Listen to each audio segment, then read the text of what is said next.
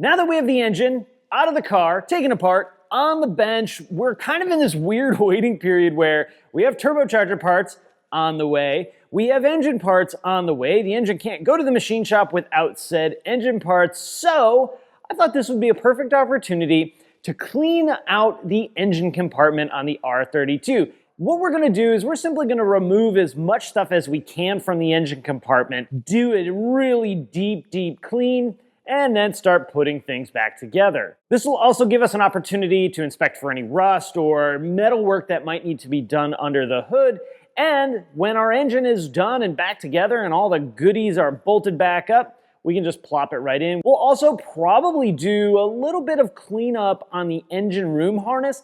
However, I think I'm gonna wait until we have the engine at least bolted in. That way we can get a really good idea of any routings that we may want to change. I just have a couple of bolts holding on the bumper cover and the core support. Really, the only reason that I put it back on was to get it off the floor. And if you're worried about these wiring harnesses and everything hung over the fenders like they are, don't worry about it. These fenders are super rusted and at some point are probably gonna get replaced anyway. If this car were in better condition, of course, I wouldn't be doing that. Hey, and big thanks to Advanced Auto Parts for teaming up with us on this video. To do this job, we're only gonna need some basic stuff. And if you're already someone that really loves washing your car at home, you probably have all this stuff anyway. I'll drop some links down below to the stuff that I'll be using today. I'm gonna start on the passenger side and get all this nonsense out of the way, including our air conditioning lines. Now, I'm noticing there's a little bracket right here holding these two AC lines on. That's a Phillips head screw, and I'm willing to bet that it is not going to come out very happily. What are the odds this breaks before? Oh yeah, there's nothing that's gonna bite that. Let's see if we can use this little extractor bit.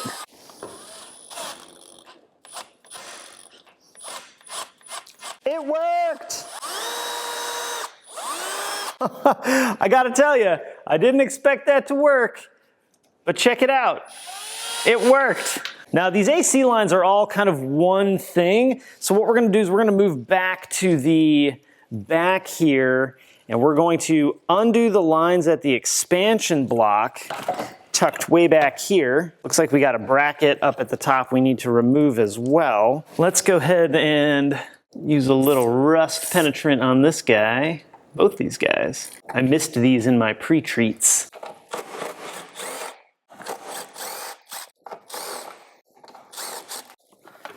This is our expansion valve back here. It looks pretty new, but it's also under a cover all the time, so it could be the original one. Initially, I was trying to take as little AC stuff off as possible, mostly because anytime you take any of this stuff off, you really do need to replace the seals when you go back together with it, but kind of at the point now where it's like, whatever, just take it out. Now, we should be able to kind of remove all this stuff as one thing.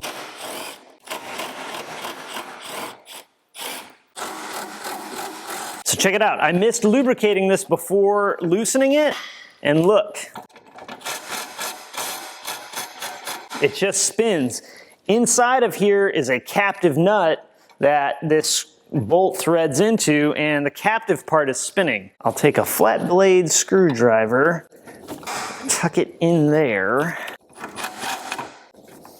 Oh. It kind of worked.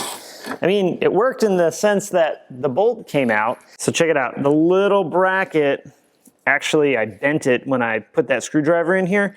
So what we're gonna do, we're gonna forever solve this problem and just get this out of the way. Now we'll have to put a nut back on the back side of here, but that's no big deal.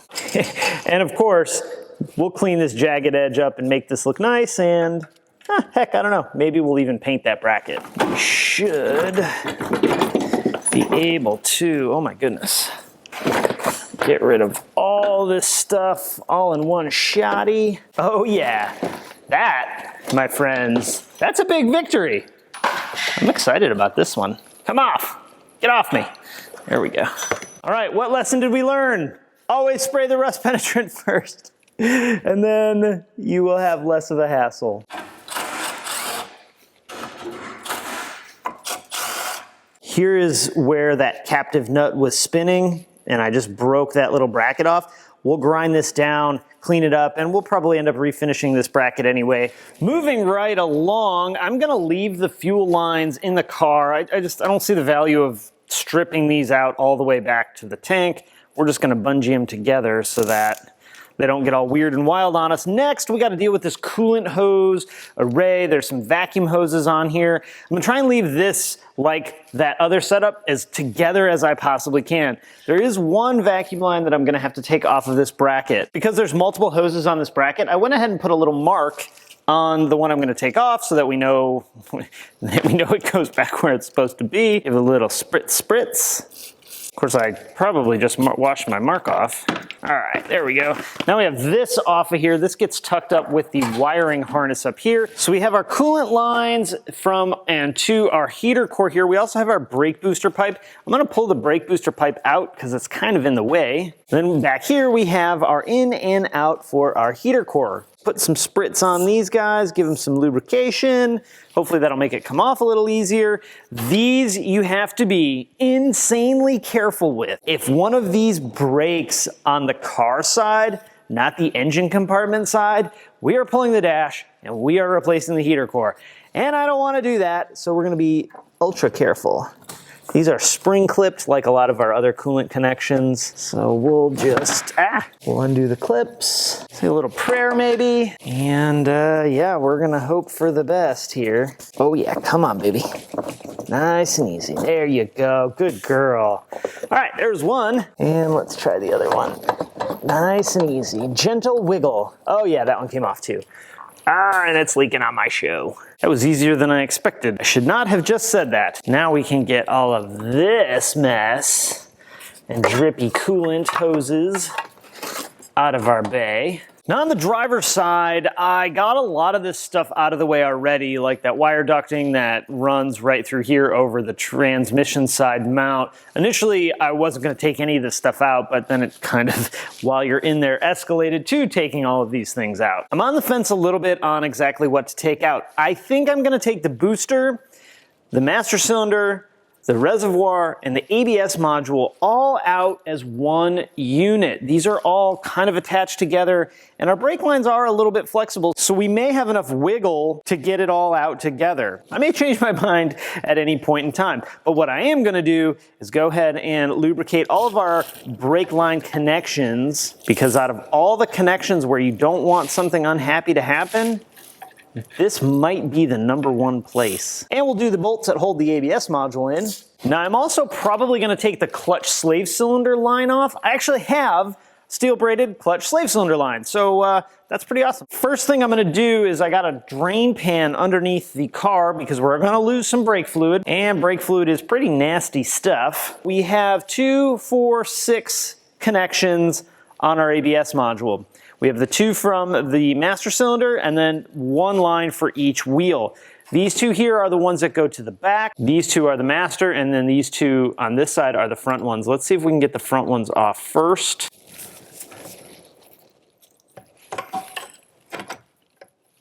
That came off nice and easy. I'm gonna just crack that loose and let it chill for a sec. Kind of do the same thing with this one. We'll have to do a full brake bleed on this car anyway, including bleeding the ABS module, so I'm not super worried about how much of this brake fluid that we're gonna lose. If you don't have a scanner with a way to force the ABS module on to bleed the brakes, you probably wanna invest in that. It makes life quite a bit easier. There are some ways you can try and get around that by bleeding the brakes as best you can and then performing a few ABS stops. Sometimes that works, but all the time that does not work. Dealing with brake lines makes me so nervous. It's such a fine thread pitch. It's such a delicate operation.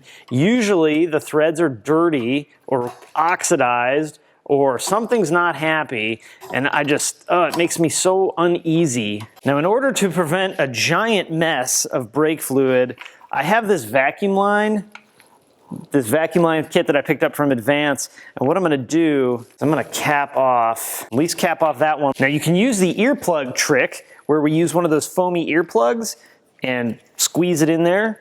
That works really, really well. Or I have these plugs. These are actually from my powder coating set, so we can use those too. We have to do our master cylinder for our clutch. The brakes and the clutch share the same reservoir, which is kind of cool. You do have to be super careful though. We don't want to crack the reservoir. Might be worth just replacing because it's easy. Get the 3 nuts for the module. Well, these are weird. These are like sleeved. Now we have to go inside the car. We have to disconnect the brake pedal from the booster. We also have to unbolt the booster, which is 4 nuts or 4 bolts that we have to take out. Well, we got everything unbolted from the front. We got everything unbolted from the inside. Let's see if we can finagle this old girl on out of here. Okay, this might be harder than I expected. All right, change of plans. I don't know that it's gonna be worth the hassle, so we will just unbolt the ABS module from the master cylinder. I think if I fiddled around with it enough, it would be doable, but you know, it's one of those things where if I don't have to fight it, it's probably better just not to fight it. There we go. All right, let's get this guy out of the way. Maybe, oh, we're dripping. First of all, plug that guy up. Now we can get this out of the way. Now we should be able to just pull this guy out. Oh yeah, I think taking those apart separately was the right choice. Da da da da! We did it! Yay! I can go ahead and take off the line that goes to our clutch slave cylinder and get that out of the way. That'll be one of those things that I better remember to hook up before we have like the entire car back together, because man, that's gonna be a pain in the butt. Ugh. Next, let's deal with the sound deadening heat shield on the Firewall. This is actually going to be pretty straightforward to remove. However, we do have the right front brake line running across the whole Firewall, so we have to deal with that. It's held in with these plastic retainers, so we'll hit a little bit of our rust penetrant. Even though it's not rust, it'll work really great as a lubricant to make getting the line out of the retainer a little bit easier. We do have to take then the retainers off to get this heat shield sound deadener off. Oh, and I went ahead and blocked out our pass-through to the inside of the car, so when we wash the engine bay, we don't flood the inside of the car. Now, I've actually had pretty good luck just cleaning and degreasing these Firewall heat shield sound deadeners. However, as you can see, this one's gotten kind of chewed up, so I think we're just gonna take this one out and replace it with an aftermarket solution. The guys over at Second Skin have some pretty cool solutions, so we might go that route.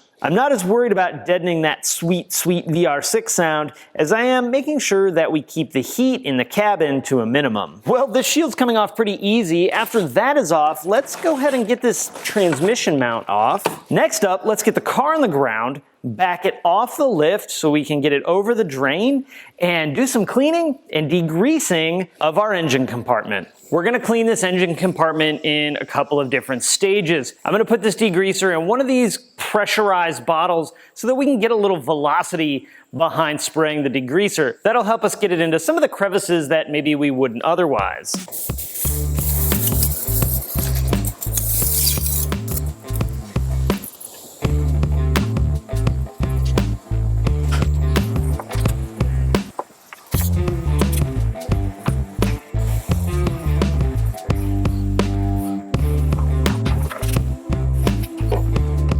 Once you get a pretty good soaking of the degreaser on everything we can reach, including like up underneath the frame rails, I'm gonna go ahead and let it chill and soak in for, I don't know, 15 or so minutes and let it do its work. And even though we're not doing anything with the power steering rack right this minute, I'm gonna go ahead and spray it down anyway. The more time you can just let it soak and do the work for you, the better off you are. After that degreaser has some time to work itself in, I like to go ahead and give it a good solid rinse with just plain water to get rid of those big chunks of dirt and yuck.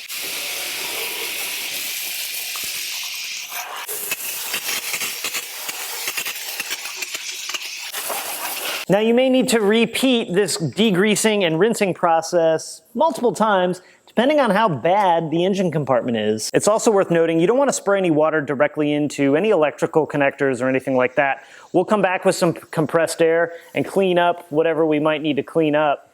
You just want to be aware of where you're spraying degreaser and where you're spraying the water directly. Once you've got everything cleaned and degreased underneath the hood, you can stop here, or if you want to go that extra next level step, grab some soap, that same soap you'd wash the outside of the car with, and go ahead and clean it that way. I will say if you're using a towel or a wash sponge or whatever you decide you want to use for this, I wouldn't probably recommend using it for anything else after you're done. That may need to stay as your under hood car wash sponge. All right, so there we go. One clean, fresh, degreased engine compartment on the R32. It's important to note though, if you did get a bunch of water in any of the electrical connectors, you're gonna wanna use some compressed air or something like that, even if you just have to blow that water out. We don't want to leave any water sitting inside of our electrical connectors. I used the compressed air, dried it out as best that I could. Now, this is not show quality spotless, but the majority of what we cleaned is going to get covered right back up. I just wanted to, while we were in there, famous death phrase, while we're in there, get as much of that stuff off the car as I possibly could. This also gives me the opportunity to go through and look for any spots where like the paint has worn through, something's rubbed up against the body. I can go through, I can clean any oxidation off, I can get some new paint on there just to make sure we don't run into rust issues in the future. And while we still got a long way to go before the R32's back on the road, this is a pretty good, big, important, and let's be honest, satisfying step in this build process. With that, I'm gonna wrap it up. If you have any questions or comments, of course, leave them down below. And with that, I'm out. Have an awesome day. Happy engine bay cleaning, and I'll talk to you again next time. Bye-bye. I can't roll away, the floor is slippery. And now I gotta push it back in the shop uphill. I'll tow it with the Miata.